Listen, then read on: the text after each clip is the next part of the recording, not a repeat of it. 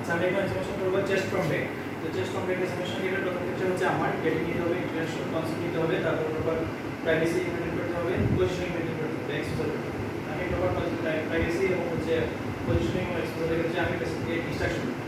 তো বাবা আপনি একটু আপনার এই টি-শার্টটা একটু খুলে ফেলুন।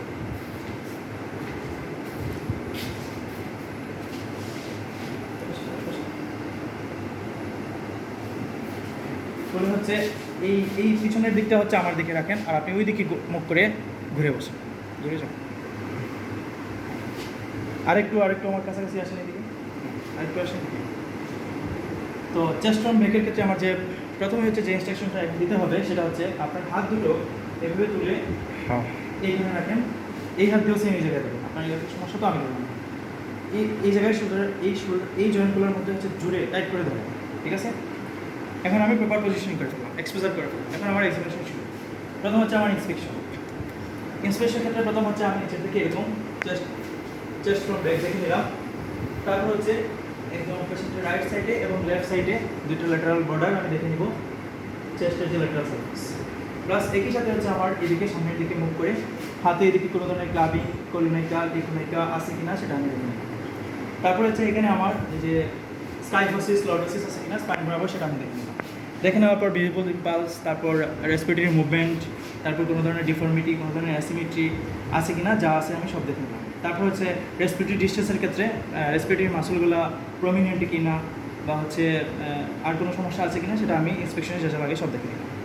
তারপর আমার ইন্সপেকশন শেষ। এখন আমি পালপেশনের ক্ষেত্রে প্রথম যে পয়েন্টটা প্রথমেই হচ্ছে আমার চেস্ট এক্সপান্সিবিলিটির ক্ষেত্রে চলে যাবে। তো চেস্ট এক্সপান্সিবিলিটির প্রথম ক্ষেত্রেই হচ্ছে আমি এই জায়গায় লম্বা লম্বা দম নিন, হ্যাঁ এটা হলো আপার জোন। তারপর এই জায়গায় হচ্ছে আমার লোয়ার জোন, লম্বা লম্বা দম নিন। তারপর হলো আমার নিচে লম্বা লম্বা দম নিন, হ্যাঁ। তাহলে আমি তিনটে জায়গায় হচ্ছে চেস্ট এক্সপান্সিবিলিটি দেখে নিলাম। এখানে হচ্ছে যদি আমার পসিবল হয় চেস্ট এক্সপান্সিবল মনে হয় তখন হচ্ছে আমি সেটা হচ্ছে তাহলে আমি চেস্ট এক্সপান্সিভ যদি মনে হয় আমার চেস্টটা এক্সপ্রেসিভ না, তখন হচ্ছে আমি সেম ফিতা দিয়ে ফোকাস করবো। আমার ফিতাটা হচ্ছে আগে থেকে রেডি রাখতে হবে এবং সেটা হচ্ছে পিছন দিকে টোটাল চেস্ট এক্সপান্সিবিলিটি এরকম নিপুলে বরাবর নিয়ে হচ্ছে আমি আবার বলবো পেশেন্টকে সেন্টিমিটারে মেজার করবো, পেশেন্টকে বলবো যে আপনি লম্বা লম্বা দম নিন, ঠিক আছে? লম্বা লম্বা দম নিন তো বাবা। তো সেক্ষেত্রে আমি দেখে নিব যে চেস্ট কি এক্সপান্সাইল কি না, আচ্ছা কোনো ধরনের সমস্যা আছে কিনা। চেস্ট এক্সপান্সাইল দেখার পর আমি বুকাল ফিমিটাস দেখলাম। তো বুকাল ফিমিটাস হচ্ছে আমার এদিকে প্যারাস্কেপুলার এবং ইনফ্রাস্কেপুলার, এদিকে তিনটা রিজন এবং এটা তিনটা রিজন ডিপেন্ড। তো এই ক্ষেত্রে আমার হচ্ছে ডিপেন্ড করে যে পেশেন্টের চেস্টের সাইজের উপর। যদি সাইজ বড় হয় তাহলে আমি আরও বেশি জায়গায় দেখতে পারি। আপনার শরীরে যখন আমি হাত দিব তখন আপনি 3 বলবেন, ঠিক আছে? বলেন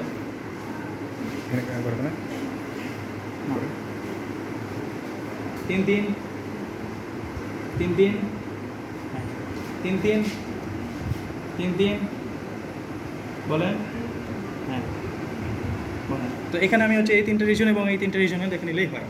বুকাল ফিমিটাস আমরা দেখেছি, তখন আমি পারকাশন দেবো। বুকাল ফিমিটাস মেনলি হচ্ছে অ্যাপেক্সে দেখতে হয় না এবং এই ট্রাপিজিয়াস মাসলের উপরেও দেখতে হয় না, কিন্তু পারকাশনের ক্ষেত্রে এটা হচ্ছে পারকাশন অ্যাপেক্স থেকে শুরু করতে হবে।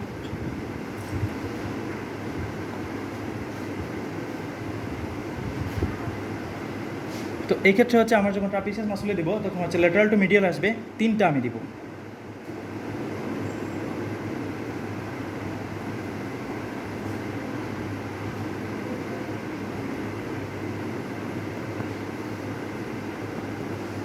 তো আমার এখানে পারকাশন এখানে করা শেষ। সেম আগের জায়গায় আমি যেখানে বুকাল ফিমিটাস দেখছিলাম সেখানে আমি পারকাশ করবো এবং সেটা হবে জেড প্যাটার্নে।